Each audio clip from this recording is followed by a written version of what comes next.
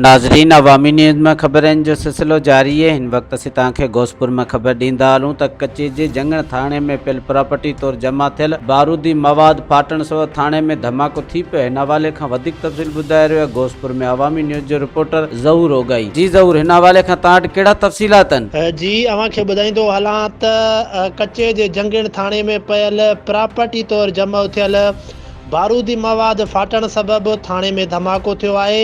धमाके सबबि ॿ पुलिस एहलकार अब्दुल हमीद दल ऐं मोहम्मद शरीफ़ जागीरानी जो काफ़ी जिस्म सड़ी वियो आहे। धमाके जो आवाज़ ॿुधी ॻोठाणा जंगण थाणे ते पहुता।